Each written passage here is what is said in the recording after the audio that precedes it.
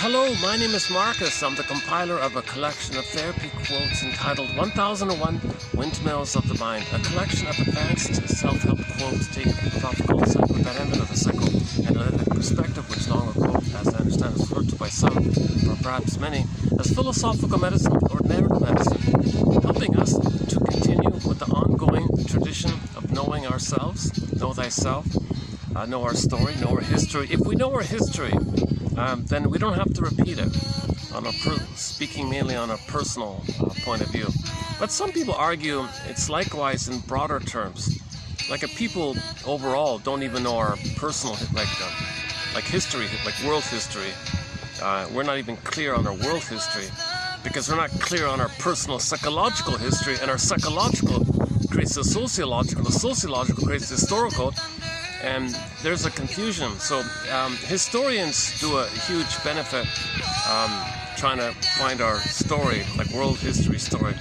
But they gotta theories. They gotta link up their how they're a byproduct of that, and how the history affected the psychology, and how the psychology affected the sociological. There's a kind of a back and forth like that.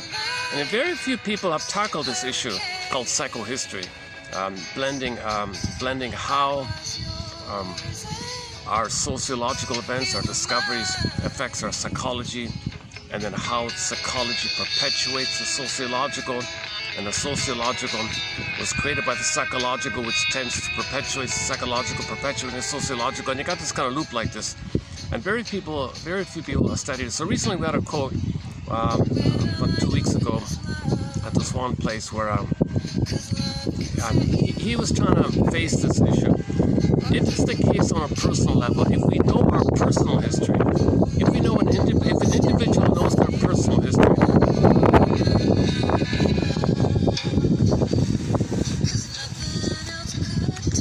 I'm going to try to block the breeze so it doesn't muffle the microphone. New venue here, trying to spot out here, see how it works. Give it a try here. Right, so it's generally agreed upon that there's a thing called repetition compulsion. That if there's trauma, we don't know it. That's their history, a traumatic history, traumatic curse, traumatic imprint, traumatic stencil, schema, template, working model, intrapsychic structure, endopsychic structure, typically called schemas and things, imprints.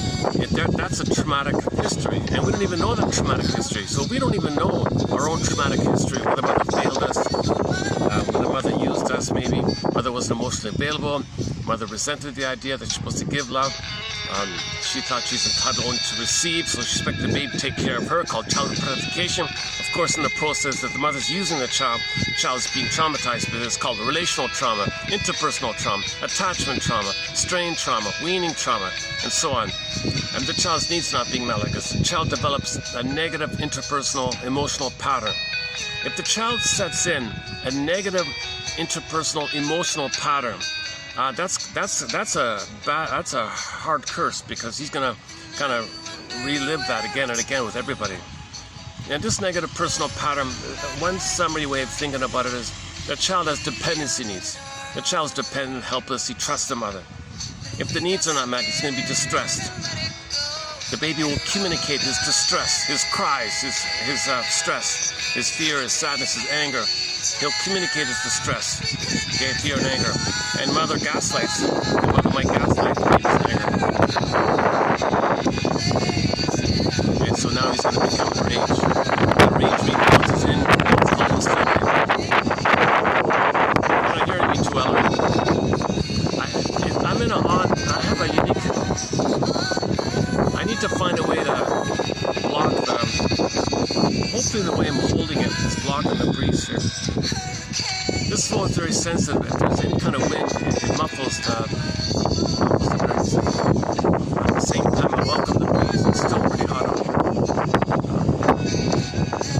So I'm sort of experimenting with the venues here. This park's sort of at the edge of town. It takes me a while to get here. But I did find a couple of good quotes in the taxi on the way here.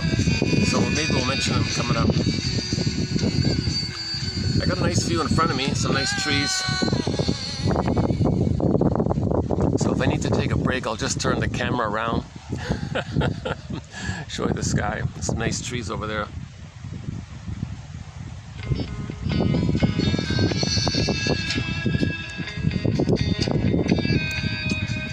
So just think about it as a pair: dependency, hostility. Dependency needs for mother's love, trust the mother, depend on the mother. His needs to feel safe and connected and attached, so he can, and his needs also to see that the mother welcomes his curiosity and his interest. That's also an important need, because if the mother says no to the baby's curiosity, baby thinks he's bad. Play Linda Ronstadt's song, "You're no good, baby, you're no good." Mother just says no, don't touch that, it's dangerous, don't touch it, don't ever touch that. Baby thinks, I'm no good, I'm no good. Baby can't parse out his being from his doing. His doing and his curiosity comes from the being. It's kind of blurred up for him in the beginning. Mother says, don't touch that. He thinks, oh, don't be mean, I'm no good, I'm defective. That's called shame. Okay, shame, distress. Okay, that distress and shame can lead to anger and rage. So if the needs are not met, you get anger. Anger is an expression of stress. The stress comes from the needs not being met. Or a shortcut is anger is an expression of unmet needs. Mr. Rosenberg's famous line. Because his needs were, he had a need for a secure attachment style, a blissful oneness, unio mystica, participation mystique, mother infant dual unity, pair unity, called the Garden of Eden, Shambhala, Shangri-La, Avalon, Paradise, where the two are one, and he's in a blissful state like that, called Paradise and Garden of Eden.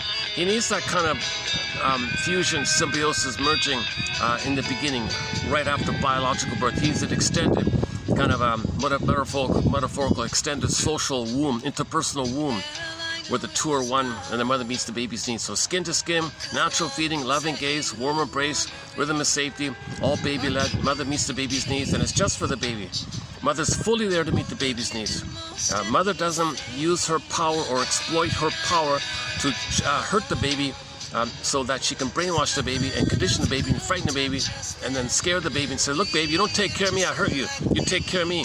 Okay, that's a huge betrayal by the mother, called betrayal trauma. If the mother's using the baby, that's a betrayal. Not only did she fail the baby, she betrayed the baby. And she exploited her power, and the baby sees her in a mind and an image as a wicked queen or a Medusa or a Minotaur or a guy with the horns, some scary. The baby has fantasies, felt the pH, unconscious fantasies. And for the baby's point of view, those fantasies, from his point of view, are more real than the reality. If the mother's a person, but in his mind it's a monster, the monster is more real for the baby because he's dealing in a survival place. And the monster image is there because it's infused with his emotions, it's infused with the blurring of the two. So it's all exaggerated like that, called primary mentation. The baby's memories is not like consistent, normal, conscious memories. It's a different mentation called primary mentation. I also want that. That's some fairy tales. Things are wildly exaggerated. And the point made yesterday, those fantasies are real for him.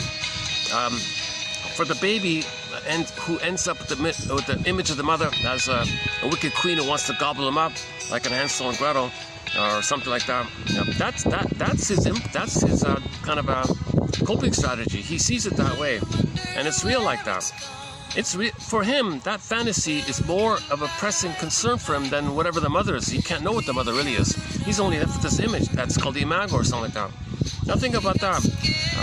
That's an immense sort of stress within, immense anger, hostility. So he'll develop a negative personality pattern. What are the sticker personality patterns? The bully pattern, the Iago pattern. What are the various narcissistic patterns? Or maybe the lower functioning BPD pattern. Another sort of personality patterns where he has to where he has a negative interpersonal pattern with others. His needs for oneness aren't met. His needs to receive oneness aren't met. Mother can be symbolic of mother. He might be greedy for money, thinking money can be mother. The fantasies, he wants oneness of the mother. So the only thing that gives, is money. So he thinks, give me money. That's the mother. He wants one with the mother. So money, the search for money, like an agreed way from a psychological traumatized way, is searching for the oneness. Yesterday's quote. And I'll preview it here as well. Yeah. Yesterday, in part one, this is a two-parter, but yeah, by the way, this is going to be part two of TQ 3051. And in part one, I was mainly talking about a money quote. Due to my battery, I have things shut down on me. So this is sort of a continuation of the last video. So actually, in this part two, I want to open up with some more preview quotes on the topic of money. And then we'll get to 3051. So now yesterday's preview on money was the guy said money is mother, basically. Money is the search for the oneness, the blissful oneness. So it's like unmet needs for oneness.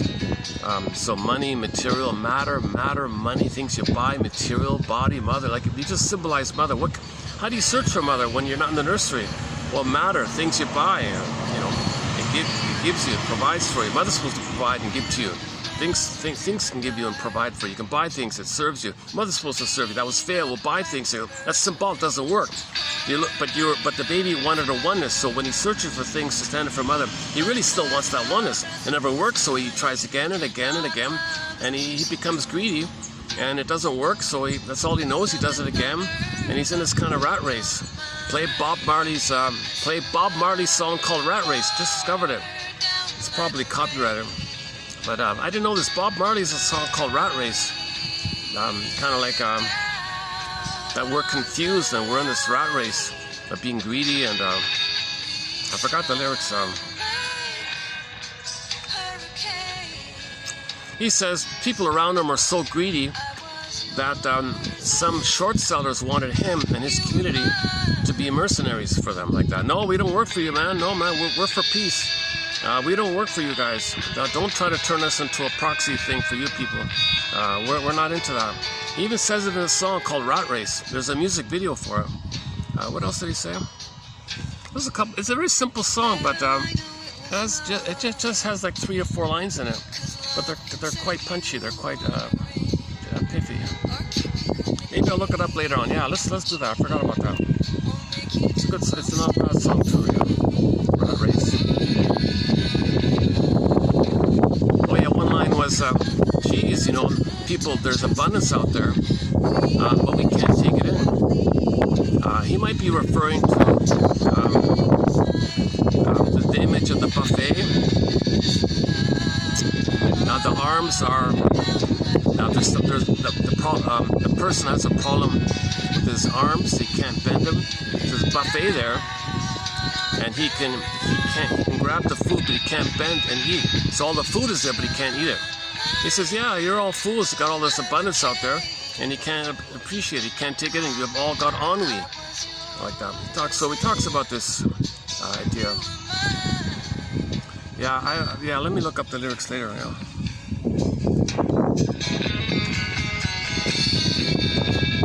How's the song coming through? Is it coming through okay? Lynn Miles' song called I Know It Was Love. Our first album called Slightly Haunted. Slightly Haunted. My goodness.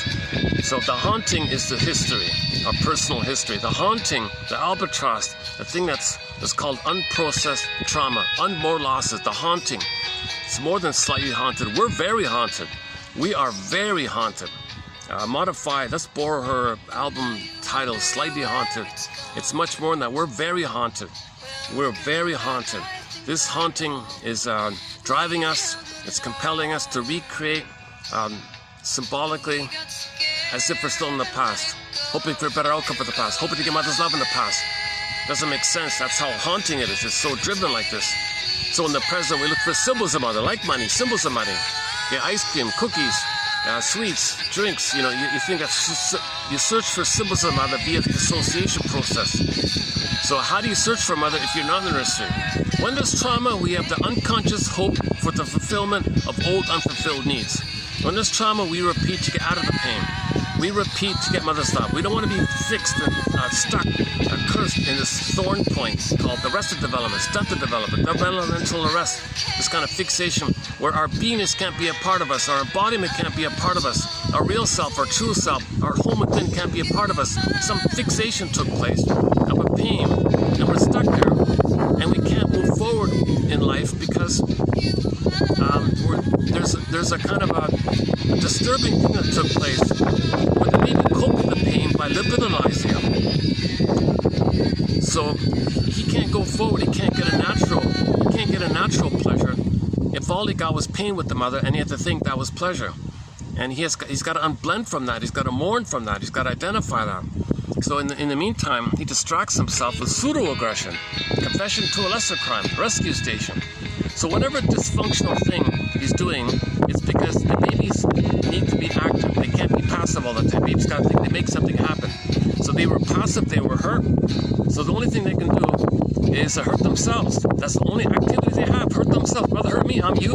Faustian deal, Faustian bargain, Faustian pact. Identification with the aggressor. Baby internalizes the mother. You gotta manage it. You're hurting me so much, mother. Jesus Christ, you're occupying my mind so much. I gotta manage this. So the way to manage this, I'm gonna kind of be you and try to manage this. But what are you doing? You're hurting me. An attachment theory's got to be here now. Mother hurts him. So he's active. Part of the reason is to manage the pain and to be active. He wants to salvage a crumb of identity, and he needs an attachment. So the Faustian deal comes, the Faustian bargain. Yeah, huge cost. He's got to shame himself. At least he did it. He's active. He made it happen. He did something. It's a fire kind of thing. He salvages some identity that he's going to be active. He can't be passive. See, I'm not passive. I'm active. I'm active. See, I'm active. Now, on the active side, that's called pseudo-aggression. Whatever active thing he does, okay, whatever form it takes, hundreds or maybe thousands of different variations of neurotic living, dysfunctional living, pseudo-living, provisional living, unlived living, okay, whatever destructive or called defensive living, defensive kind of living, whatever that form that takes, okay, emotional eating, workaholism, or gambling, or I don't know, just any kind of activity kind of thing where you're active, some kind of manic thing. You're dependent on that.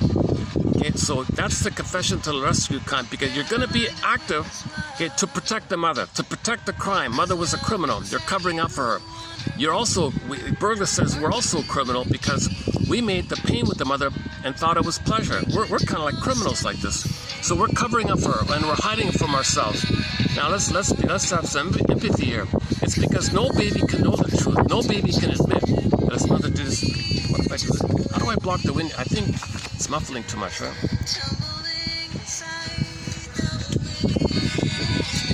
I wonder if there's some way I can block. I'm using the sheets here. I wonder if that works.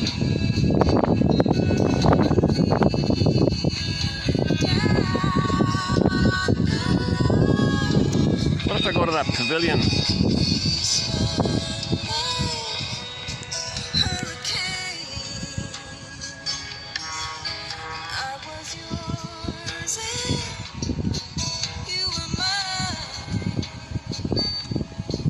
Well, okay. A dragonfly. All right. That's is that right? I'm sure I'll find some new critters here. The last time I was here, there was a baby alligator walking behind me. Yeah, it's kind of funny.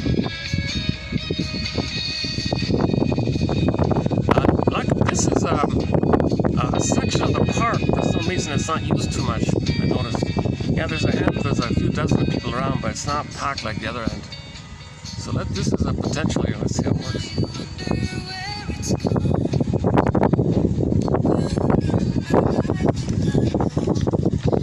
Geez, I hope you're hearing. Oh, my goodness, I keep thinking about the muffling. I know this. I know the wind.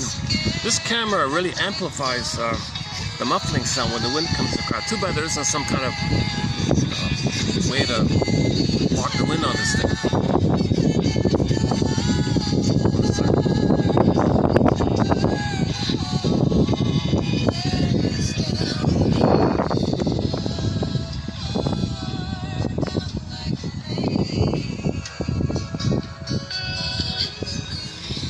What if I move it close to this tree?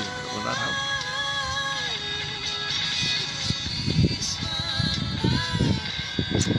Well, let me take a chance to see if the audio is still more or less okay.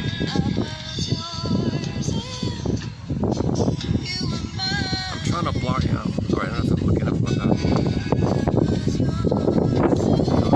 Yeah, I keep hearing it too much audio. Oh, I've got an umbrella. That might work. Yeah, hang on a second. Let me get up the umbrella. All of a sudden.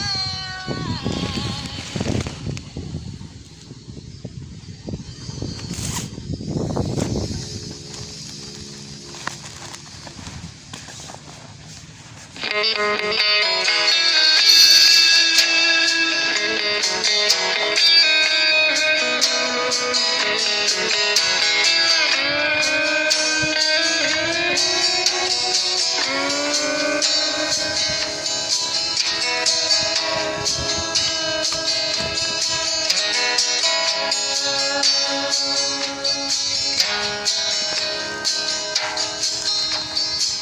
I know it was love, but love can be a fleeting thing, filled with flowers in the dark. Yeah, okay, let's try this. I've got the umbrella on my side here. Okay, let's try this for a bit.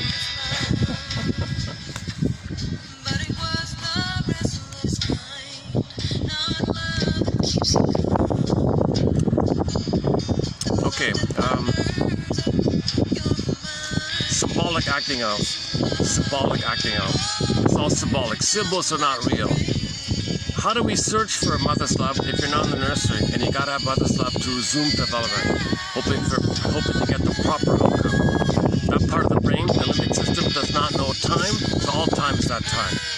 The present is in the past, but that survival brain is running the show, so all time is that time. So to approximate the dynamic where we're gonna repeat the loop in the survival brain, which doesn't know time, and now you're in the present and you're repeating the past. It's kind of like you're transferring the past to the present. The metaphor is like transfers. They put the past on a truck and you transport, a transport truck, transfer. In the transport truck, you're going to transfer to the present. And in the present, you're going to replay the thing. Now, when you replay the thing, you can only search for symbols of mother. You look for associations of mother. Sweetness, money, material, matter, okay, fluids, things like that. Because you got to reach out. You got to reach out for mother. All of the baby's life force, all of the baby's drive is to reach out for mother's life force is object seeking. So that's a famous sort of shift in therapy. I understand it.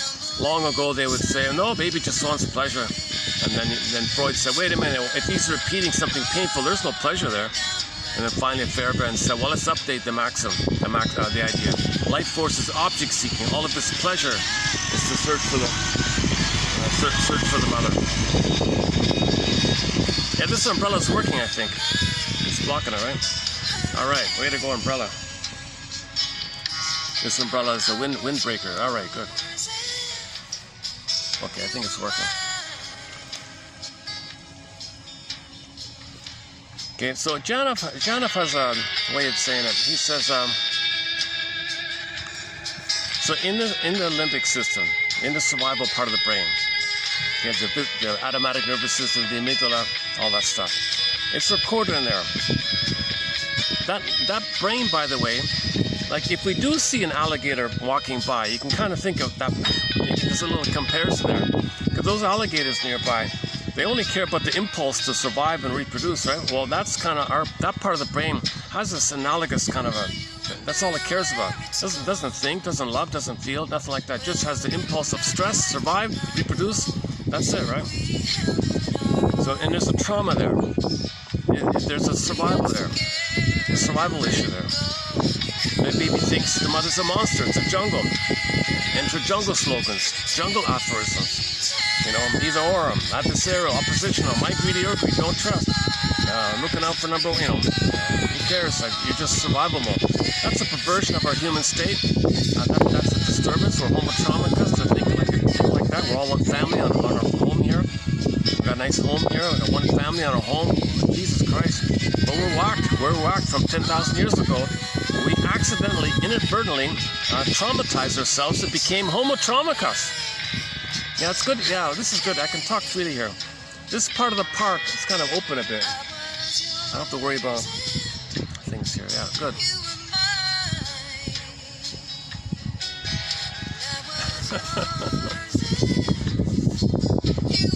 I don't know, maybe it's a holiday here. I'm not sure.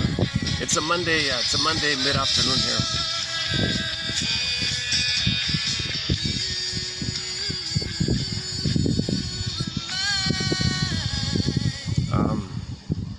Change the song. How's the song? Is it okay in the background? Keep it going. I've got it on loop.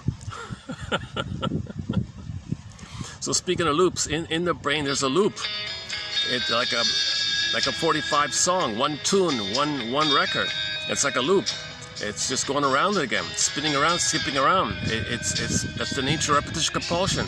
Baby's got to reach out for mother. The the experience was no, and then maybe cried and no, and then that's the memory. But he's got to reach out. So there's a split there. He denies the pain, but he reaches out. Denies the pain, reaches this. So this is kind of a skipping thing going on. So when this loop is going on, okay, and he's going through life with this skipping loop all the time, called repetition compulsion. Remember, history repeats itself. On a personal level, that's what it means. This looping thing. Looking for mother's love, mother failed me, mother betrayed me, kind of thing. So you got to get a positive outcome. That brain doesn't know time. So you repress the pain, reach for love, repress the pain, reach for love. You always got to reach for love, but the pain, everything's love or a cry for love. Cry for love. So this song is called the cry for love. Everything's love or a cry for love. So this loop is called the cry for love. Imagine this song. Imagine a song. An imaginary song called the cry for love. And imprinted.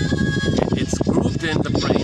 Imagine it also being grooved in on a 45, pressed in, grooved in on a 45 vinyl disc record. Side B is the same song as side A, or there are no grooves on side B. And a person called the neurotic person only has this one imprinted 45 song. Bergler's line is, every neurotic is a music enthusiast. Okay, but he only has one record. He carries it with him everywhere he goes. Every time he sees a turntable, with never-ending fiery ardor, he says, he plays his one and only tune. He can't enjoy the present. He doesn't see the present. He doesn't have any other kind of variations. He can't accept pleasure or love and creativity. He doesn't have the feeling self with his creativity and spontaneity and variety. No, he doesn't have variety and spontaneity and love and affection and tenderness and play and delightful new discoveries on this play and like in a happy way. Like he doesn't have any kind of happy experiences really. He's just got this survival, unresolved issue, this unresolved, painful dynamic, this negative pattern with the mother. And he wants a better outcome. He wants to have a proper outcome. There's a little confusion like that, right? That's called neurosis. Neurosis or dysfunction. So neurosis is the petrification or the freezing in or the imprinting in of this dynamic, of this loop, let's call it. And it's pressed on the record. And it makes the person neurotic because you're going to go to life in the linear time of life. You're going to life in the linear time of life, replaying the thing. Okay, same script, different cast. Same script, different people, different place, same script, same different superficial, but the same pattern. The decorations change, but it's the same kind of thing. I'll play the song by Whitney Houston and another one, a duet called Same Script, Different Cast, kind of thing. About a playboy, or a woman who's a victim of playboys. Geez, this is the same thing all over again. You're just a different looking playboy, but same pattern, same script, different cast. Okay, so back to Arthur Janoff. We got a lot of great quotes by Arthur Janoff, underappreciated author. He wrote 16 books in his lifetime. Not just that first famous book. Forget about that. All the other stuff. In one of those follow-up books, he has this little idea that I'm about to try to convey here, right now. Okay, so again, that loop, he's going through linear time, in every new situation, basically with every new conversation, anything that's like emotionally important or emotionally significant. Actually, some people say it's with everybody. Some people say, no, it's only if something's important. You can be functional with, the cashier and all that. Something a little more important. So maybe one thing or another, maybe you repress it. But the same kind of record is going on. Whether you hide it or it's more open, you're playing the 145. Okay, now this 45, remember, there's a baby who's passive and the mother who's the active aggressor. So you got two characters, it's fused, but nevertheless, there was a baby who needed love and he was passive. He was a cortical masochist, and the mother was the aggressor, she was the sadist, kind of the emotional sadist. Okay, so that's imprinted on the record. Okay, so a couple points here.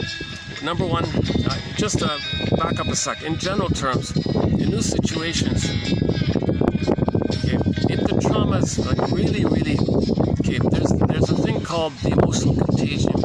which imprints the imprint more deeply. And if that pain is so painful, the baby becomes the aggressor. He plays the aggressor side. So when he plays the record, he doesn't play himself, he plays the aggressor side who shames himself. Now he doesn't want to know.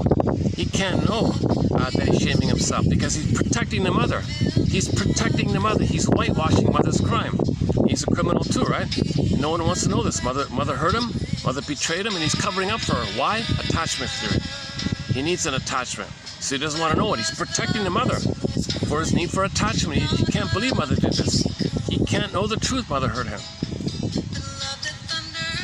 So in the courtroom metaphor discussed in the last video, the judge says, all right, you'll confess to the lesser crime of pseudo-aggression. But the rigmarole is this loop. The rigmarole is the loop. Now the source point of the loop, the fixation of the loop, is the baby libidinalized the pain. The baby libidinalized mother's rejection, mother's hurting him. He thought it was, he thought that was love. If mother's supposed to be safety and attachment, but she's all pain, then he mixes it up, blurs it up, shakes it up, poof. He libidinalizes this pain. And there's the freezing. It's a masochistic attachment.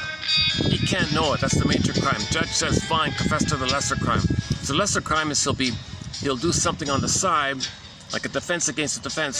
So dysfunctional living or defensive living is a defense mechanism against the deeper defense called psychic masochism. Because if the baby were to know the truth, that mother's hurting him, he'd be a goner. So he's got to lie to himself like that. But that's Berger's metaphor. This is all too criminalic. It's just a major crime on both sides. Baby's complicit in mother's crime. That's a graphic. He's making a very kind of blunt graphic metaphor like that. But just to make the point, kind of not meant to be a moralistic. Mother's in pain. She hurts the baby because she was in pain. In her attempt to remember that she was hurt by her mother, she hurts the baby in an attempt to remember that she was hurt. She doesn't remember that she was hurt, so she hurts the baby in an attempt to remember. Again, the mother was hurt by her mother. She doesn't remember it. That's her history. History repeats itself, so she hurts the baby.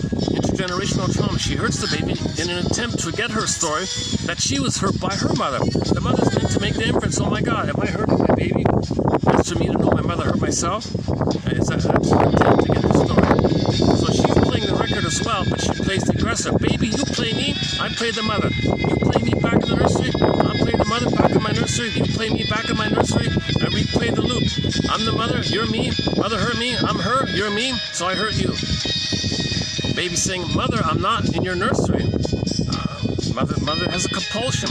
It's like a covert, secret, psychotic kind of thing going on. I try not to get people in the camera, but let's do this for a second.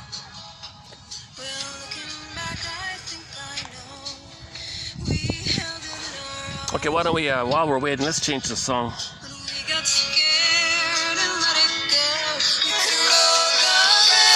That's a good song, eh? Let's keep it going.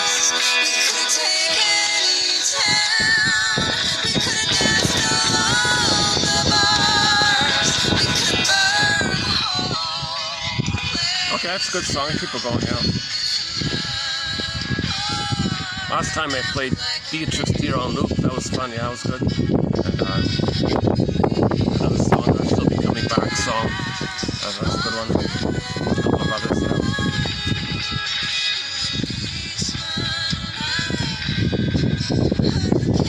Actually, I've got two of hers. I can play only this one and the other one on that album. Called This Heart Lives in Winter. How are you doing, umbrella? Is it working? Is the umbrella trick working? The umbrella's flapping, right?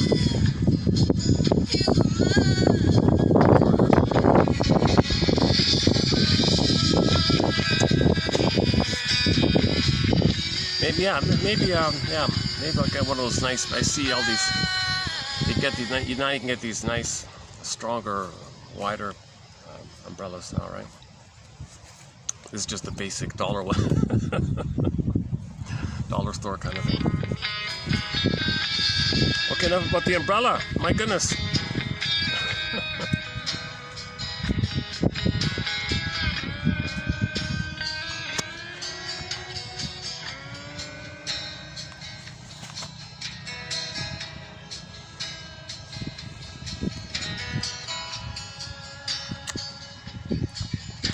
Yesterday we posted a slogan on a coffee cup. The lid on the coffee cup had a line on it. A wink from your barista. You're not fully dressed until you wear a smile and hold a coffee in your hand. I try to vary it a bit. So yeah, there, if you go to the shorts section, actually it got 900 views. Can you believe it? It's the most popular. It's one of the most popular shorts I've done. Was talking about that coffee cup lid. So go to the shorts section. It says there coffee cup. At the time of posting this video, it's got 925 views or something like that. One of the top people. Maybe by accident. Coffee cup. What's that? Something like coffee. I love coffee. Nothing but coffee. I was trying to vary the slogan on it.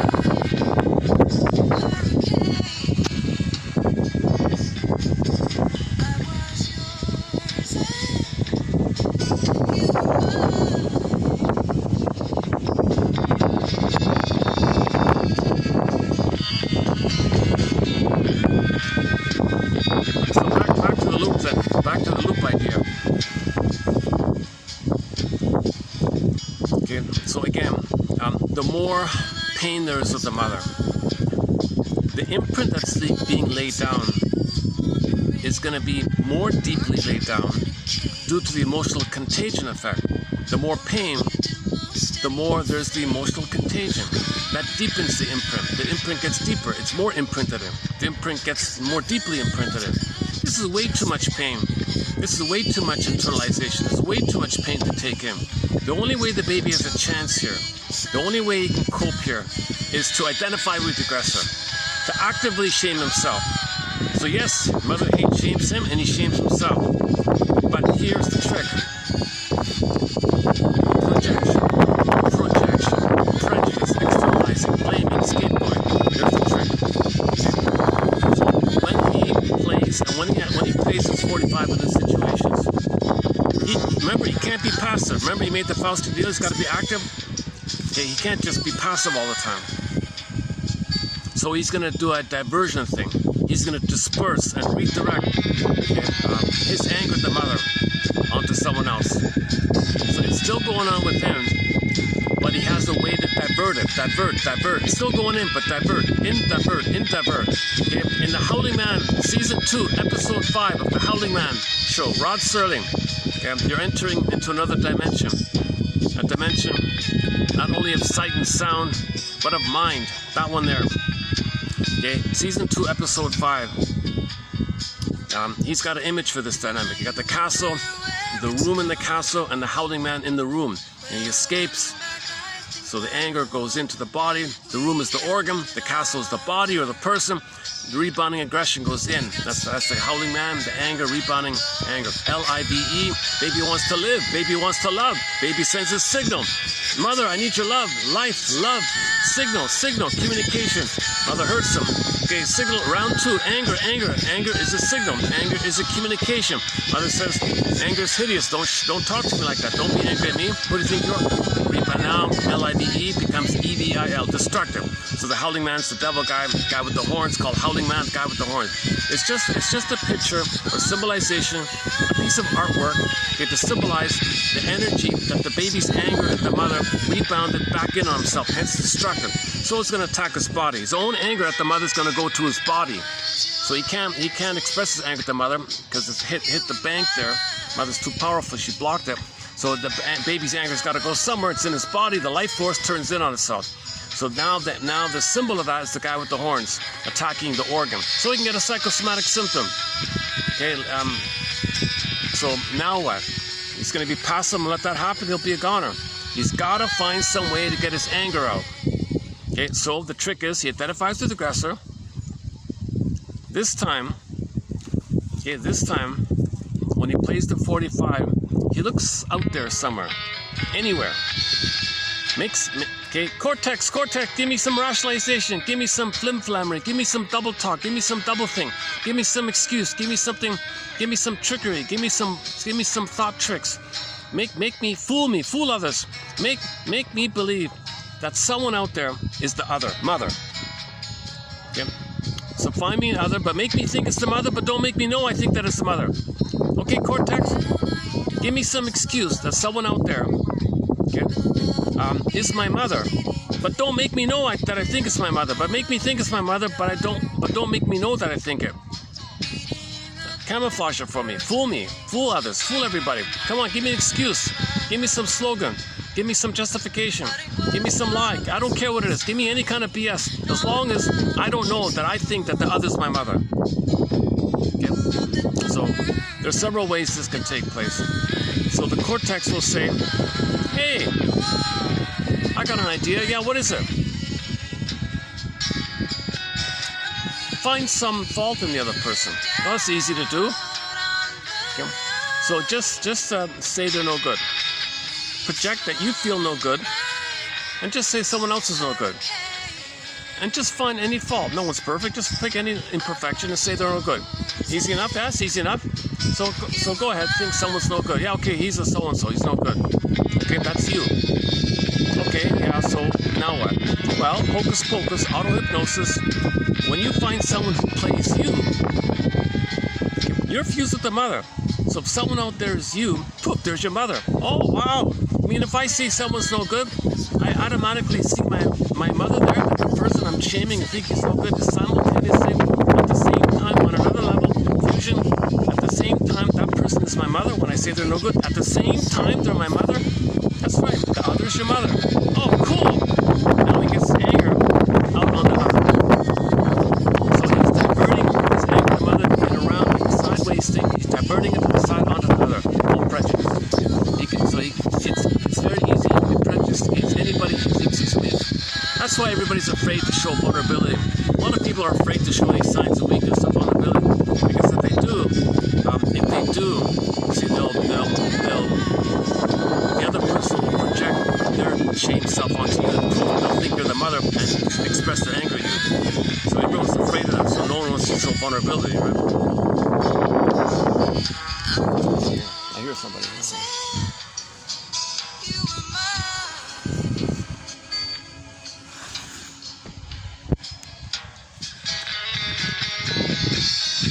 Okay, this is a work in progress. Let's see how considering this is my first time here, it's got potential. It's pricey to get out here. I gotta take a taxi for almost an hour. That is true. A little pricey, but I can read quotes in the taxi.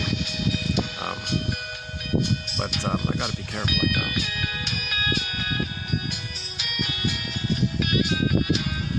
Is the music still coming across? I've got it sitting flat on the floor like that. Is that better? Well, where's the little kickstand? Hold on a second.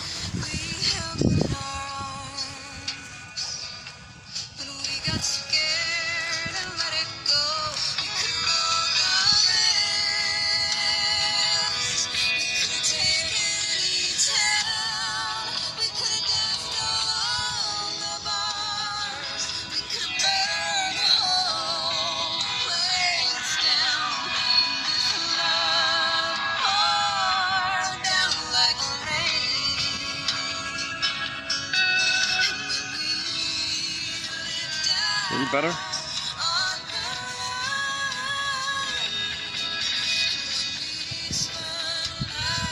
Okay, so that's a common one.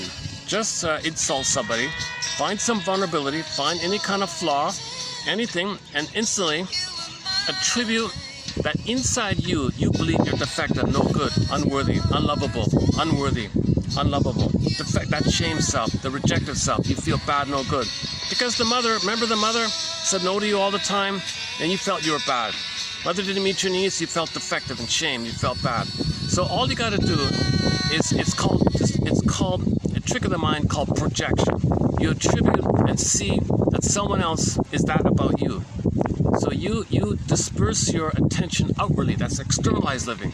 You can't look within. It's too painful to look within. You got to look out. You got to find a proxy. You got to find someone to stand in, a vicarious expression, someone to fill in for you, someone to play you, basically. So find someone out there, and if you think in any way that there's something wrong with them, just make it up. Look for it. Easy to do. You see it all the time, right? So then you just say, because the moment you do that, the moment you see yourself onto someone else, because you're one with the mother side in the imprint in the mind, right? In the mapping in the mind that you're going by, you and the mother are one still. So you're no good, mother's the aggressor. So find someone out there who's no good, you, then poof, there's the aggressor. There's your mother. Now you can kind of play yourself, open the door, and let your anger out of the mother, which you can't go to the mother, onto the other. Now all your life, everybody can be other, basically, and you can disperse your anger to the mother continuously onto everybody. So this is people who are has a hostile mind, repressed hostility. They're always cynical, sarcastic, sardonic. Their humor is dark, humor is black. They've got a very hostile mind like that. Leon Saul's book is called The Hostile Mind. So they got a hostile mind, right? And there's a pain going on, right? The pain, you think of it like a pump. The pain is cranking out the insults and the barbs. So, and then every time you insult somebody, there's your mother, and your anger, you express your anger onto the other. Who's your mother? Just put a dash between the M and O and the word mother. Find an other, and poof, there's your mother. The other is you, and there's your mother.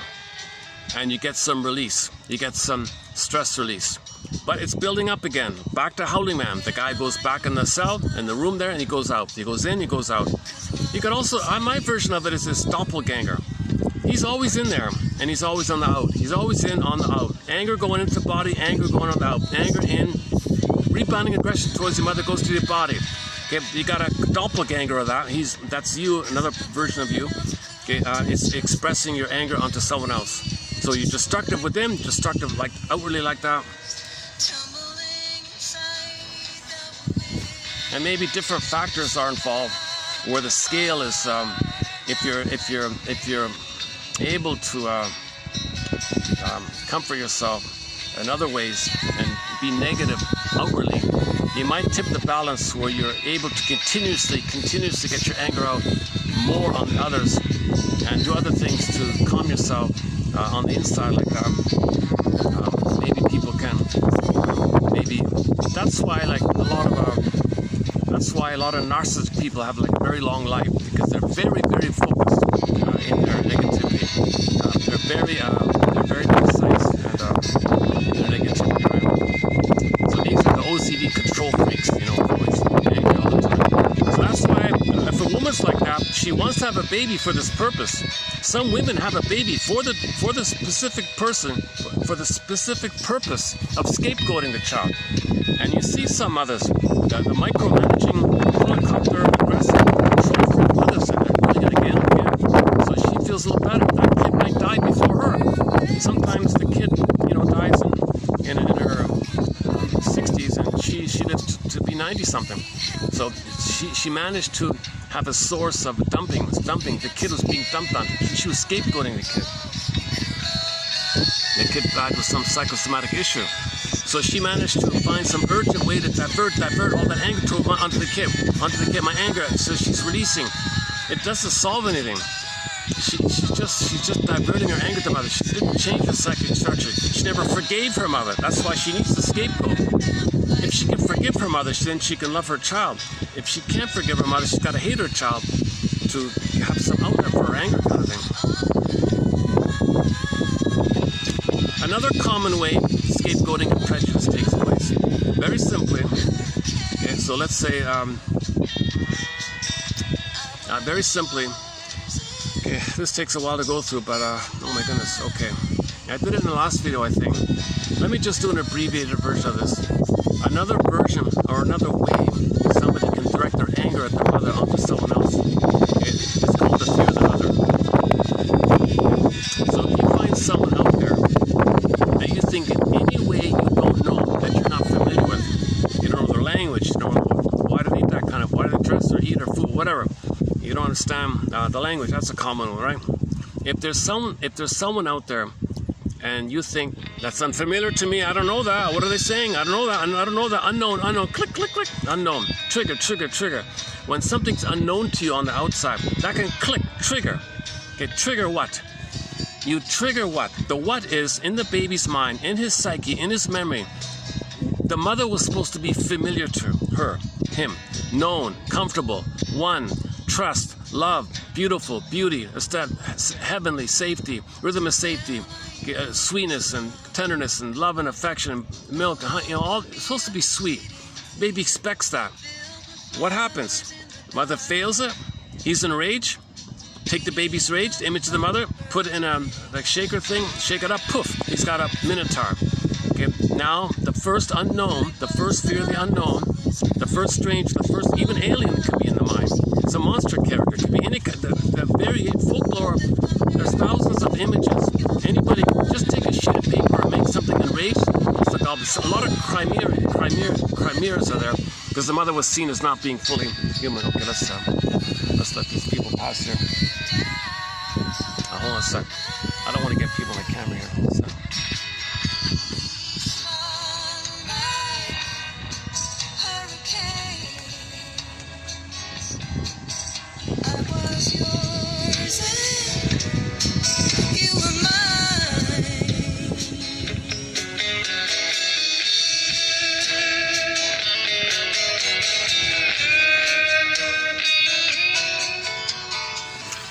Passed alright.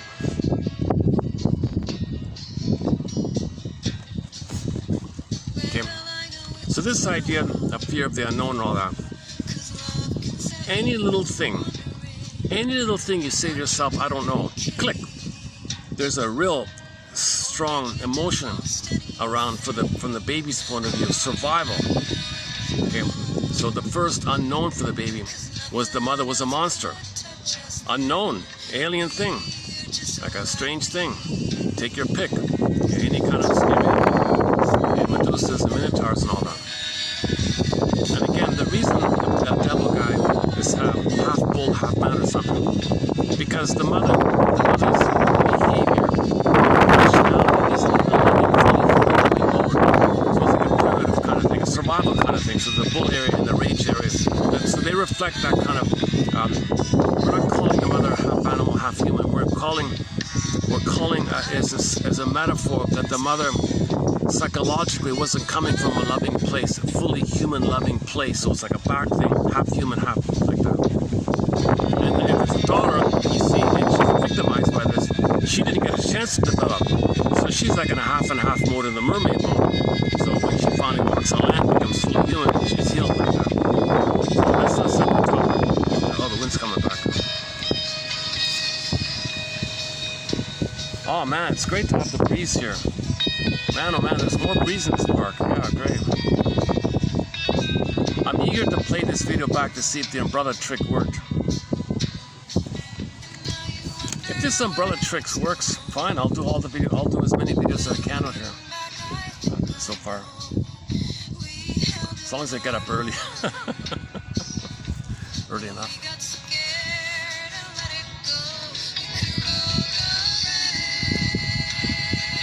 Sometimes I stay up late, doing the shorts. It takes a lot of time to watch the video through again, 3-4 hours and pluck out the shorts like that. I could just...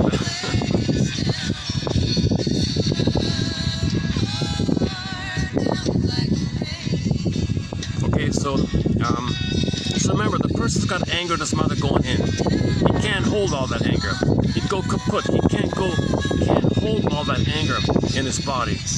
He'll get symptoms. Yes, he may be stressed out in the body. Yes, he may overtax one of the organs.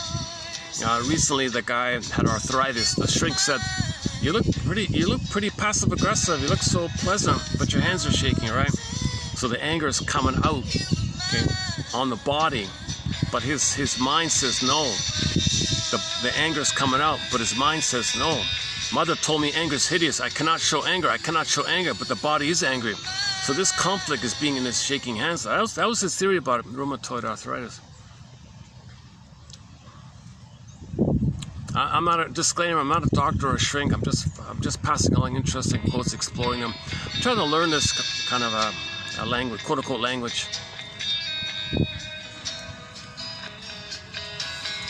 Have not been analyzed, so my give backs, the quotes are posted below, and usually it seems to be that 1 out of 10 might fit for a person if they read it. I'm choosing clear quotes. I'm choosing the clearest. as I can find. And then, if, like a musician putting out 10 songs, maybe one will be a hit. So Pavlov's Dog is coming out with a new album later this year, and called Wanderlust. And hopefully there'll be one hit for him on there. Yeah.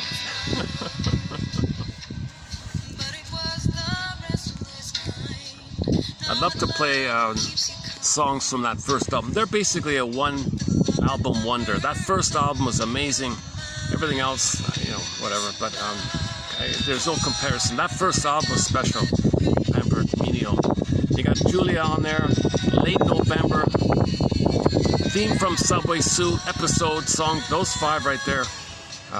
Amazing songs. In particular, Episode, Theme from Subway Sue, and Late November, and Julia. The main hit is Julia. Song Dance is okay. Song Dance is famous because that's the one where he hits the high C's. I don't think anybody can hit those high C's like him back in the early 70s.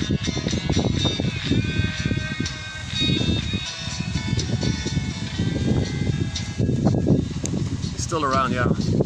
As we speak, he's in Germany, going to small venues, small concert halls, doing his show. How are we doing here? Yeah, maybe I can, maybe I'll hit the, if I walk around in the park for a while, I'll be drenched in sweat. I'm kind of hesitant to. Oh, okay. We're okay now.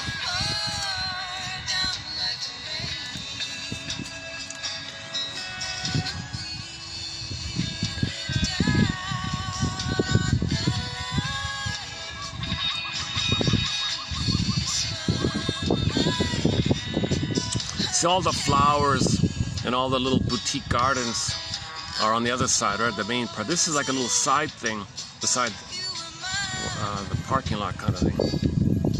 So there's no flowers here, right? It's just grass here, grass and trees. So no one comes here, right? Or maybe this is considered the overflow. Like if there's too many people there, they might come here, right? I'll take it. It's great. Oh, the ponds are not here, so we won't get the alligators. Okay, so there'll be no alligator appearances in this video, unlikely. Again, the last time I was at this park, just behind me, there was a baby alligator, just and some birds were there as well.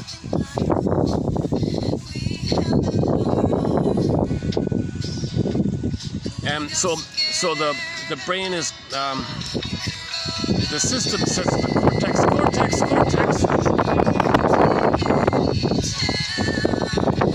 Give me some excuse. That's someone out there that I don't know, someone who's unfamiliar to me. Give me some flim-flammery. Give me some propaganda PR. Give me some lies. I don't care. Please make up some lies. Please give me a lie. I urgently want a lie. I want to believe a lie. Give me some big lie that the person I don't know, okay, is my mother. But don't let me believe and think that I think that it's my mother. But make me believe it's my mother. Give me some lies that it's my mother. But don't let me know that you're doing this. Fool me, okay? So that it'll click. It'll trigger the angry image I made of my mother being unknown to me, unfamiliar to me, who hurt me. She's dangerous. And remember, that image the baby makes is more real, more compelling than the actual mother. Mother just made a mistake. Young mother just made a mistake. Confused, didn't want to hurt the baby. She just was confused, maybe. But the reality is, he ended up with the monster in there. So, cortex, give me any kind of BS I can use, but don't let me think consciously that that's my mother. But give me the BS to fool me, please. Fool me, please. Okay, basically. So that's called propaganda and rhetorics and logical fallacies and duplicity and double talk and all this. So after that's complete, okay, famously known as rationalization. Rationalization. You're not being rational. The term means You want to appear rational. That's the fool. That's the fooling. You want to appear rational, but you're not being rational. You're being highly irrational. You're being psychotic. You're being psychotic. But when you put a cloak on it, it's called rationalization. So the BS is a cloak called rationalization to hide the psychotic agenda. The psychotic agenda is that you thought as a baby your mother was a minotaur, right? A dangerous entity. Now your thoughts, okay, your beliefs, the pain creates these beliefs. So the dialogue within is the pain. The pain is saying to the cortex, come on, give me something, give me a rationalization, give me an excuse, come on. The pain is driving the cortex. The pain is co-opting the cortex. Come on, cortex. You read books, you got ideas, you got language, you saw things on TV. Make it up. Come on, you use what you know. Give me some BS, give me some belief, give me some philosophy, give me some ideas, give me some nonsense. Twist biology, twist history, twist. I don't care. Give me some BS, please. Come on. So the pain is driving this. The pain is pushing the cortex. So finally, when the cortex comes up with some BS and says to you, yeah, that one you don't know, okay, that's your mother back in the past. Okay. At the same time, when it's doing it, it's embedded in this process where the person doesn't realize that they're transferring the mother onto the person of the present. Because if they were to think that, they would stop themselves. What? That's not my mother. What are you doing here? That person over there, whose country was just plundered, looking for a job, lost his family, he's no threat to me. He's in pain, he's looking for a job or something. Why do I think like that? So you can't know it consciously. Right? So that's the flim flam. You gotta be like paranoid, you gotta make up some kind of paranoia kind of thing. Yeah. Listen. That's the purpose of propaganda, to have a body of this, to draw on this. I have ready hand rationalization, ready hand excuses, ready at hand. It's already there, right? Yeah, cortex, come on. Look up the old propaganda, ready at hand excuses. Give me one of them, I don't care. Okay, then you pluck one of them, not knowing that the purpose of the whole exercise is to make you think that person out there is your mother. I mean the mother in the mind, the fantasy, PH, spelt with a PH, the fantasy mother in the mind. Not the real mother, not the image of the mother, not the actual mother. The fantasy you made of the mother, that fantasy is a fusion of your rage of the mother. Okay? Your rage of the mother means the mother's a monster. The baby wants to incorporate and take in, so the mother monster wants to gobble you up, hence so dangerous. Baby, this is very strange. Who is this stranger? Where's my mother? Who are you? So that now you transfer that boogeyman image, whatever, fill in your blank, scary image, you transfer the scary image onto the person in present, not knowing that you're doing so, and using the flip for memory, the beliefs and the ready-made excuses and the rationalizations, you now feel some kind of permission or some kind of release to get out your hostility onto that innocent person. You're doing it to protect your body. You're doing it because you protect your mother. You're doing it because of attachment theory. You can't be yourself because you never got enough love from the mother. Mother hurt you. You can't be yourself. The mother hurt you. You got to get mother's love to be yourself. You never got mother's love. Okay, she's hurt herself. Intergenerational trauma like that. Okay, that's the second way people can find a trick to get out their anger at the mother onto the other. So other's the mother. Okay, so one, the other is you, poop, there's your mother, anger out on the other. Second version, someone who's unfamiliar to you, unknown to you, different language, oh, poof, mother was unfamiliar, she was a monster, there's my monster. My anger at the mother's there. Now I'm gonna fight with the monster, I'm gonna fight with that person. Poor innocent person knows what you're talking about. And now they gotta protect themselves. Aha, I knew it, they responded, aha. See, they are dangerous now, you're perpetuating the imagery. Now you're more charged up. I knew it. I was right all along. No, you created it. You attack someone from your fantasy. They're going to protect themselves. They're going to react. And I knew it. See, now you're into the negative battle, negative loop like that. It's a huge misunderstanding. We're homotraumicus. We're homo confused-icus. We're homo confused. We're homo sapien confused. We're confused. We don't know ourselves. We really don't know ourselves. It's unbelievable. We really don't know ourselves. That massive thing, know thyself. You know, the injunction, hammered in stone, know thyself. Wouldn't it be great if the clouds could do that? Wouldn't it be great if the clouds could spell out, know thyself? Know thyself. Maybe every coffee cup should have that on there. Know yourself. And just condition people. Know yourself. Why does every tea bag tab say know myself? Why does every coffee cup say know myself, know thyself? Why does every fortune cookie say know yourself? Why are we being, what's going on here? If you know yourself, you know your history. If you know your history, you're free from it, you can love in the present. You don't know your history, it's an albatross. It bogs you down, it haunts you like that, and it drives you, it compels you to replay the past, to get you to know your history. Your history, in effect, is saying, hey you, here I am. Who are you? I'm your history, also known as your double self, your secret self, your shadow self. I'm the one who walks with you, who's not like you, who is you. Someone's living your life, I'm him. It's me, I'm living your life. You don't even know me. I'm the stranger within. I'm the double self, the secret self, the second self, the shadow soul. I walk with you all the time. I'm your shadow self. Everything about you that you don't know, I'm that. I have memories in here. I have the history. I know. The unconscious, the shadow knows. I'm the shadow self. The shadow knows. Remember the famous thing? The shadow knows. So that I'm your shadow and I know what's going on. I've got the history. You conscious you don't know. You're clueless. And I can only be free from this. I want to be free from this haunting. I want to be free. I need you to be conscious. Be conscious of the story so I can be free and become an ancestor and serve you as an ancestor. That's Lowell's lines. The ghost becomes an ancestor. So we in our conscious capacity have to cooperate with this dynamic that's trying to make the unconscious conscious. The most famous line. Maybe if there were like a follow-up to know thyself, it'd be make the unconscious conscious. Okay, where it was ego shall be, or simply make the unconscious conscious. Make conscious what was previously unconscious.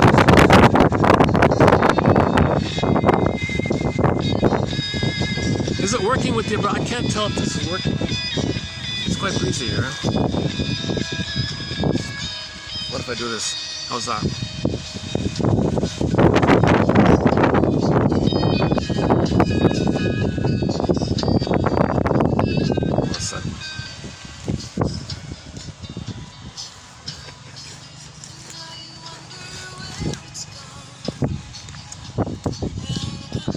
Or if I prop up the bag, maybe I can.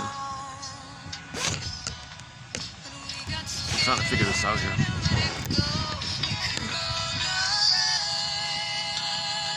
Yeah, maybe I can figure a way to tie it or something. Yeah, tie it up or something. Let's try this.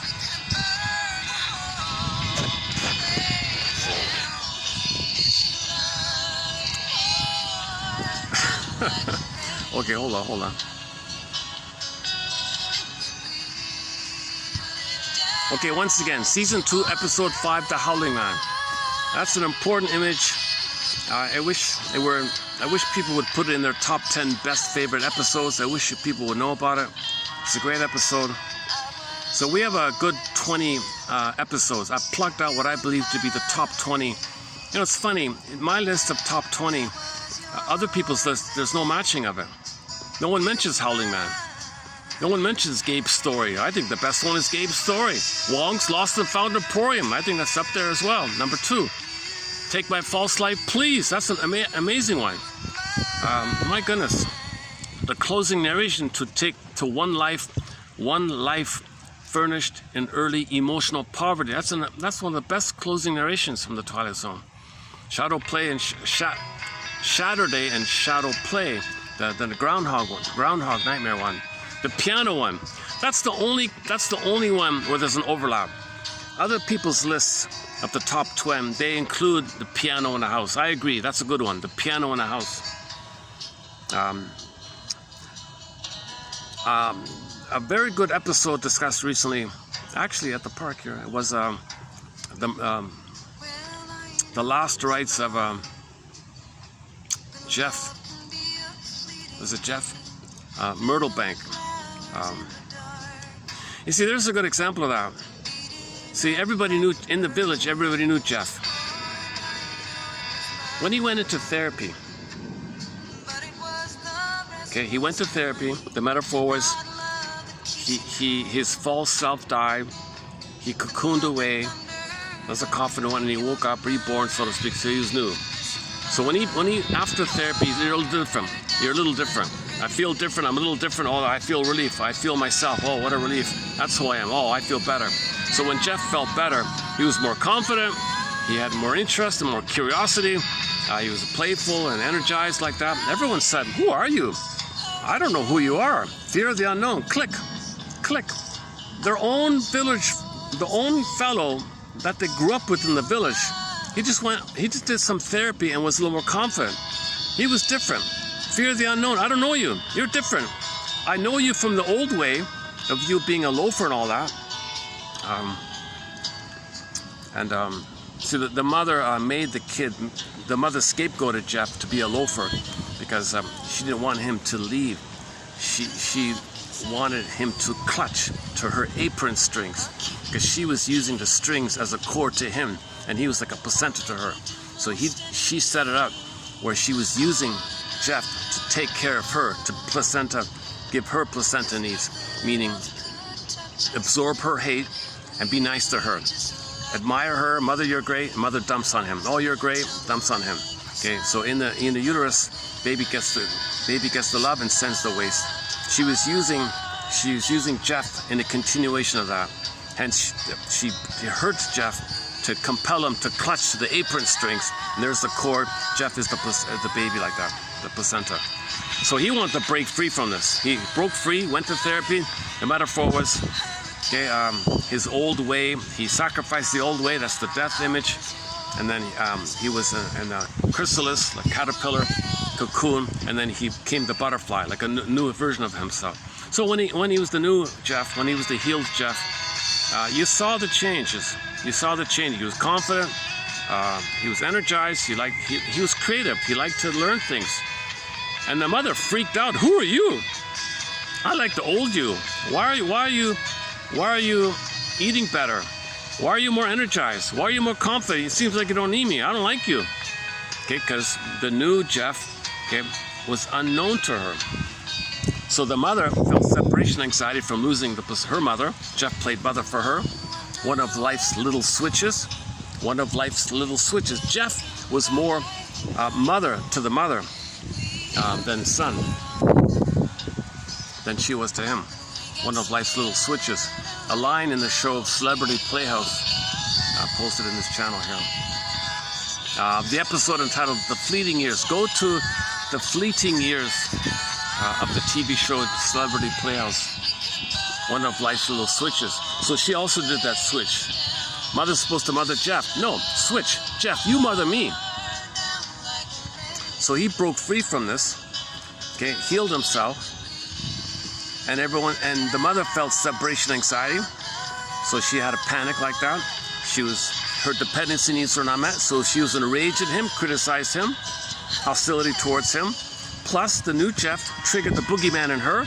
She transferred the frightening image in her mind onto him and hated him. So she wanted to drive him out. She was saying all these bad things about him. The rumor. Okay, that dynamic with her happened with everybody in the village. Everybody did the same thing. Who is this guy here? Maybe he's possessed. He's the devil or something. So they transferred the guy with the horns in their mind onto Jeff. And all the villagers thought Jeff was the guy with the horns. He's possessed by the devil. They said he was the devil, basically. Seriously? These people were psychotic, right? These people were these people were paranoid, psychotic, delusional, paranoid, psychotic. So that they're showing you prejudice kind of more openly. They're showing it to you very vividly like that.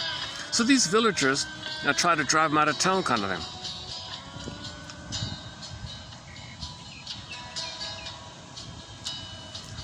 So Jeff, being a healthy person, said, "Gee, I didn't realize I'm surrounded by bigots and agents of hate and racists and bigots and wow, but this is, so how do I deal with this?" So he found some creative way to kind of shut him up. He found some way to use their fear against them or something, turn it around like that. And his girlfriend said, he said to the girlfriend, yeah, I don't want to lie to them like that, but you see, in life you gotta face issues like that. So sometimes it's necessary.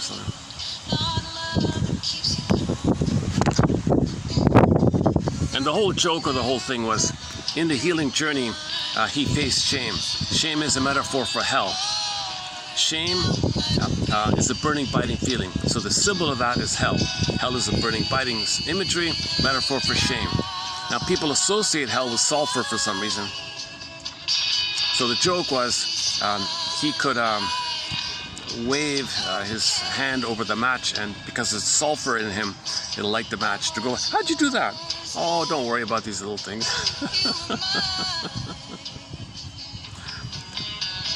You know, it's actually, it might be one of the most popular episodes. In the comments section, there are hundreds or maybe close to 1,000 comments on it. It's a very popular episode. I don't see people really outside of the comments section. I've never heard of that episode before. It's called The Last Rites of the Jeff Myrtlebank. Season 3. You're entering into another dimension. A dimension not only of sight and sound, but of mind. And it goes on a bit. Next stop, the Twilight Zone. Okay, next stop.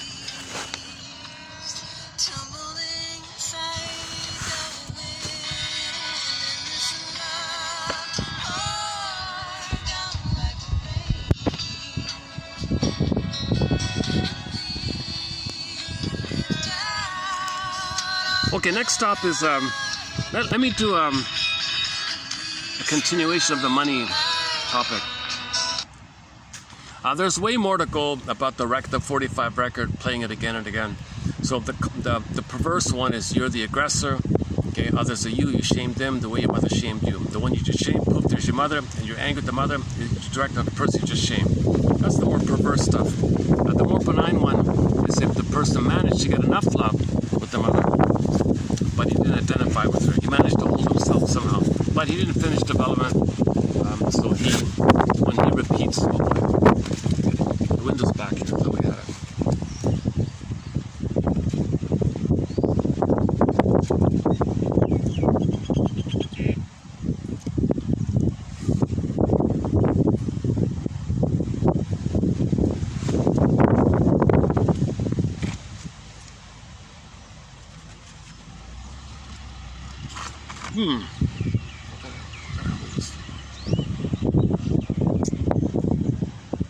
What if I just put it in my pocket? What if I put this in my shirt? That's not gonna work.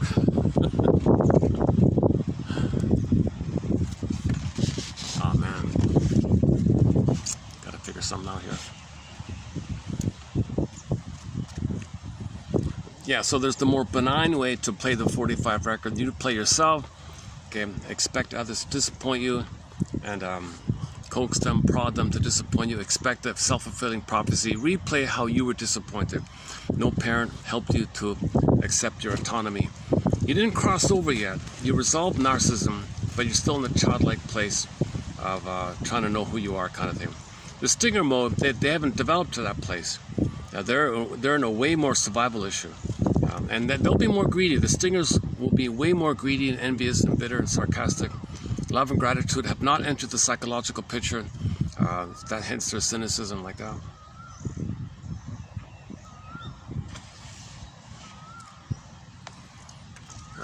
Okay, there's more to be said about the Faustian complex, the stingers and the clingers, the 45 record, repetition, compulsion, symbolic acting out.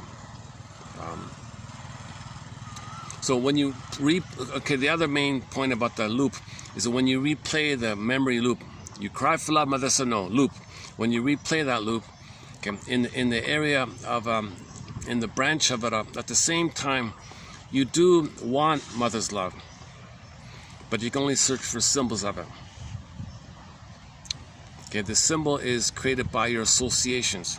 Mother's supposed to be like there. Well, what can be there? Well, things you buy, material that can be there, right? Some kind of present, some kind of thing you buy, a cabinet, you know, a new whatever, fill in the blank, new furniture.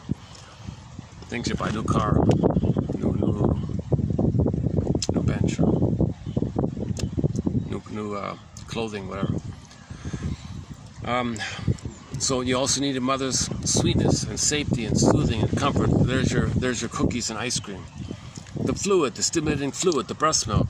You didn't want that powder stuff. You wanted the more sweeter, the softer. So you might buy mead, honey wine. Doesn't work. You feel good in the moment because it's this fantasy exercise. So in the fantasy exercise, so those items function as a fantasy exercise to make you think that you're one with the mother. And when you get that feeling that you're one with the mother, in the fantasy mode, the fantasy can release good chemicals in your brain. So that's fleeting, the fleeting chemicals. So you do it again and again. So this is the search for love. It doesn't work, you do it again. Pain is still there, repeat. Pain is still there, repeat. Pain is still there. Pain increases, repeat. Getting older, more pain, hence the greed snowball. So we're self-devouring society. We're plundering the planet. Okay, we're greedily plundering the planet. Play the clip, Rabbit is Up to Tricks by Joey Harjo on YouTube. So not just an approximate idea. Oops, what's that? Something on my glasses here. Oh, we got our first. We got some kind of baby grasshoppers on my glasses.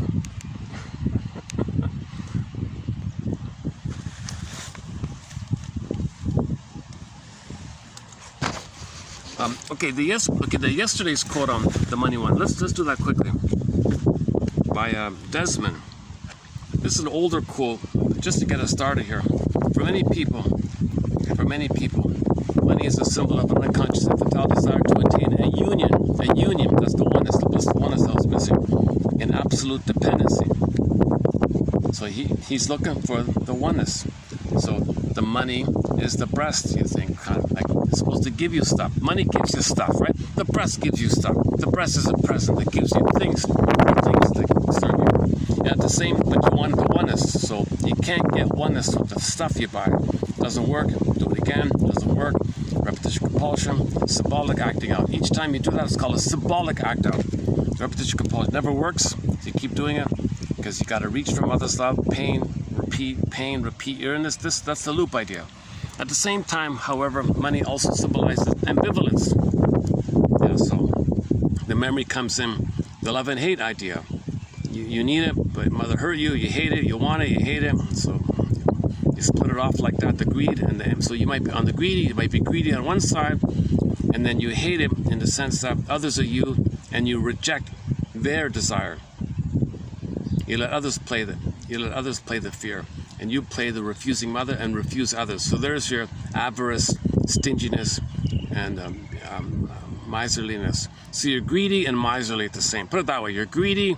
Okay, that's the love one, and you're miserly. That's the hate one. On to others. If we pursue the line of thought that the desire to obtain money basically represents the wish to remain in the infantile state of undifferentiation from mother, fusion with the mother, we must consider the oral stage, okay, during which the child feels himself to be in deep sentimental union. That's the blissful oneness. Deep sentimental union. That's the constant craving, the constant longing, the love hunger, the affect hunger, okay, the attachment craving, the attachment longing for the oneness, longing for the oneness. So play the song, Katie Lang, another copyrighted song, Katie Lang, constant craving, constant yearning for oneness, deep sentimental union, constant craving for the blissful oneness. Nursing at the mother's breast is an act of love, and since the child is completely dependent upon the mother at this time, it develops the image of a protective helper who can be absolutely trusted and relied upon. That's missing, so you search it. Identification with the mother figure occurs during suckling time, which is psychically equivalent to the oral incorporation. So while the baby's nursing, he's taking in the mother experience. Not just the milk, but he's incorporating in. He's taking in. Okay, keep that image in mind for a moment. The baby's taking in the milk. He's taking in the warmth of mother's skin to skin. He's taking in the warm, loving memories. He's taking in. That's failed. Okay, symbolic acting out. Greed, take in, put the money in the bank, more, take in. You say like that. So you're hoping, you're symbolically trying to get what should have taken place. What should have taken place is that when the baby's nursing, he does incorporate, he does internalize memories of a soothing mother, a tender mother, a loving mother, kind mother, understanding mother, caring mother, welcomes the mother. You're meant to take all that in, incorporate, like taking in, right? This taking in was missing. He took in the toxic stuff instead. So on the side of the need for it, he's going to be greedy like that. So the greed is to take in, but when you take in, doesn't work. Take in, doesn't work. No symbol is real. No symbol of mother. Money's a symbol of mother. No symbol of mother. By the way, just a footnote here. When we talk about the psychology of money, we're talking about the area where people don't need money for their basic needs. We're not talking about the 80% of the people who've been plundered and pillaged and are dishonest. We're not talking about that. We're not talking about basic needs of people suffering like that from the plundering system. We're talking about basically the 20% who live off the 80, kind of more or less, just ballpark, right? So in the pillaging and plunder mode,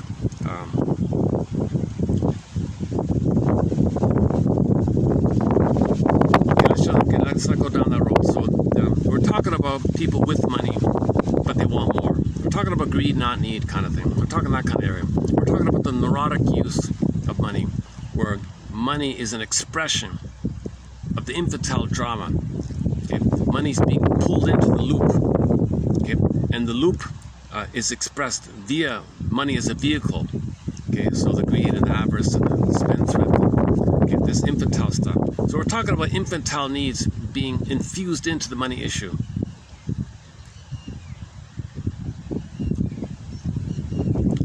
So we're not talking about 80, we're talking about 20%. 80% need money to survive. Reality check here. 80% of the people need enough to pay for their basic needs. We're not talking about that. We're talking about 20% who have more than they need, kind of thing. I mean, you know what I mean. Money neurotics. That's not to say people in poverty might also develop a money neurosis, but let's let them survive. Let's not add more stress in that kind of area. They've got enough stress already. We're talking to people who have their basic needs met, but they're looking for psychological unmet needs. We're talking that kind of area. Modern psychiatry has shown that the pathological quest for money is often associated with the mother image. Even financial terms like the government bond, the bonding, attachment, corporate security, securities market, security. See, the bank panic, and see such terms and suggest an emotional background of money. So there's an emotional background to money, and a lot of terms in the financial industry have an emotional side to it. Okay, that was Mr. Desmond's quote back in the 40s, and I was sort of putting it on. So let's go to 3068 for that quote. Now I want to continue in the spirit of this money area. Let's see. How's the breeze here?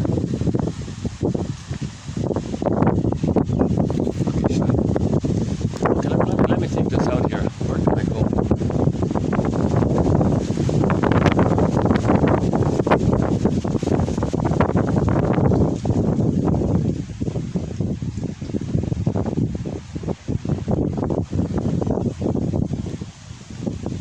I don't really see any kind of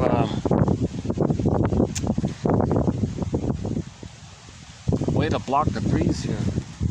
You think it'd be?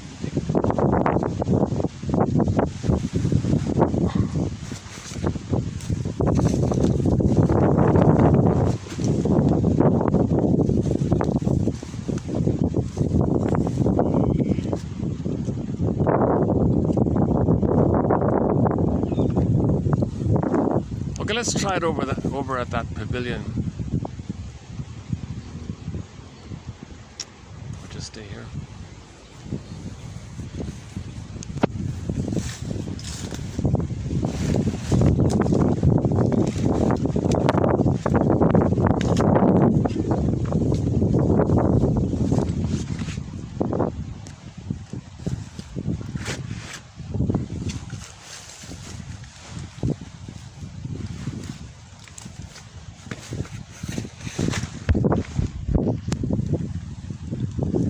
Oh, if I'm going to use the phone, the other phone, I won't be able to hold the umbrella. All right, sorry about my little logistics here. Okay, what I'm now going to do is a preview of 3069.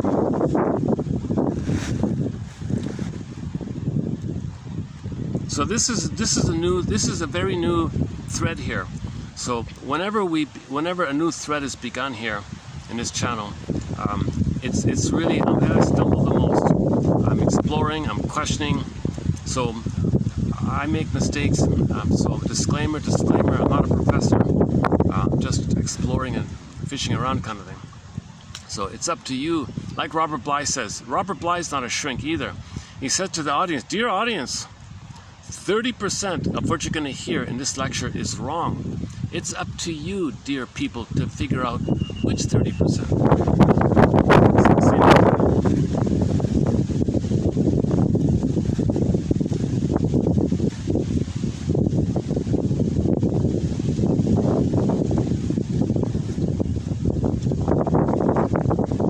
Okay, let's try this.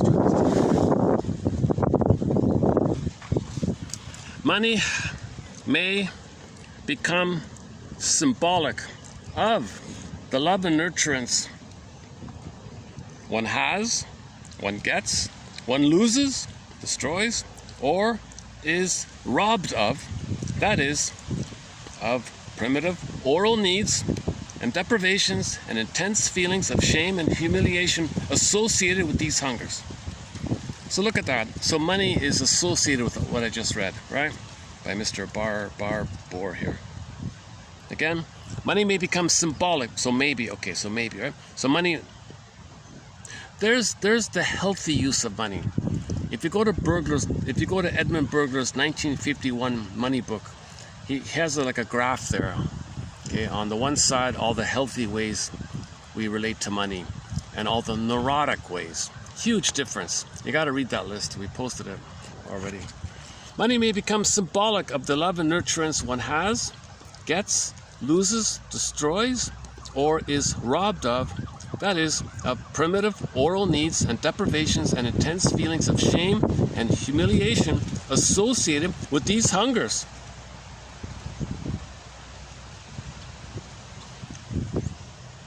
That's why the guy got enraged. A friend asked for a loan or something. He thought the friend was taking him. Like the money was him. He was one with the money. You can't take me. I gotta be me. You can't have anything from me. Like, this is neurotic stuff. If you identify you're one with the breast, and the breast deprived you, and then the breast becomes money, and then someone wants a loan, they freak out like this. Money represents, replaces, and promises the desired object and narcissistic gratification. Yeah, same idea. So money represents, replaces, that's called a symbolic replacement in your fantasy, and promises, symbolically promises your fantasy that the good breast will meet your needs. Money means the good breast will be there and meet your needs. Money means mother will be there and soothe you. Seriously? That's the power of unconscious fantasies. Okay, I'm not a fan of this musician. I don't know him at all. But apparently somebody in some interview, some musician character, so never mind his name, some musician, some I don't know, I can't name any of his songs. I don't know, I don't even know what kind of music he sings. It might be this punk stuff or something, or some kind of a kind of trashy, tacky techno nonsense or something. Anyway, one semi-famous musician said that he didn't become a quote-unquote musician. He said he didn't become a musician in order to get rich. Quote, "I only ever wanted money because it was symbolic of love." So he chased for love. He chased for money, not in any kind of rational, practical way. He only thought it was love. He said it there himself.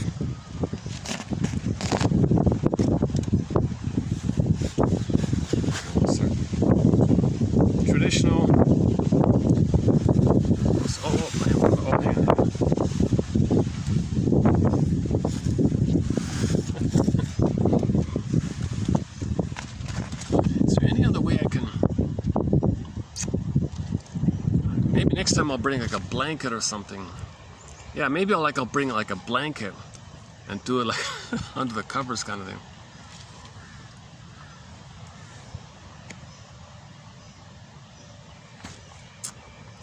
What about the bag to the chair? Would that work?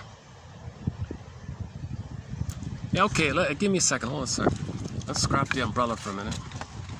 Okay, give me a minute here. Hold on a sec. I'm pretty sure this breeze is muffling the audio.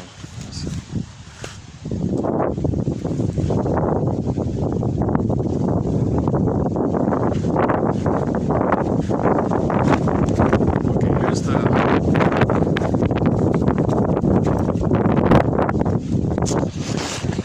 the bag to the chair. Look at this. I'm really in improv mode here.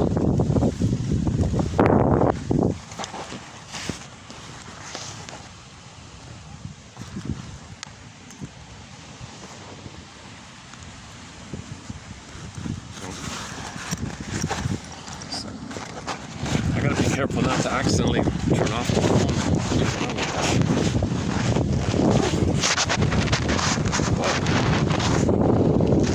Okay, hang on, what do I do this?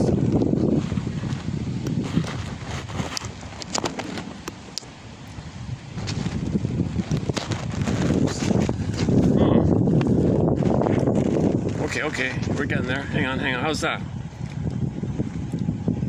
Will that work?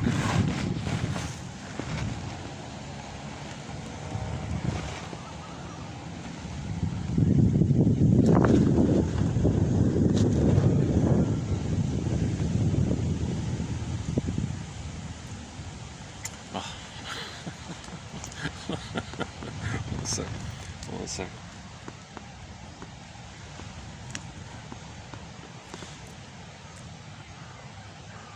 I'll happily take the inconvenience of the breeze to be out in a park like this. Man, oh man, this is nice.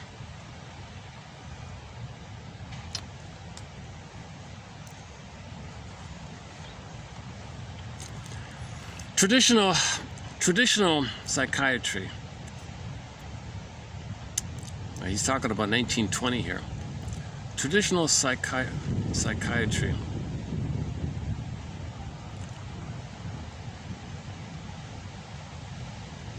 Oh, this is the shoplifting guy. Okay, we got another quote on shoplifting. Traditional psychiatry distinguished kleptomania from plain shoplifting. Oh, is there a difference between plain stealing, for example, of money or other valuables, versus kleptomania? So what's kleptomania? On the grounds, oh, it's raining here. Son of a gun. I'm getting the rain down here. Okay, I gotta go to that. Okay, I gotta go to that shelter then. Oh yeah, okay, hold on a second.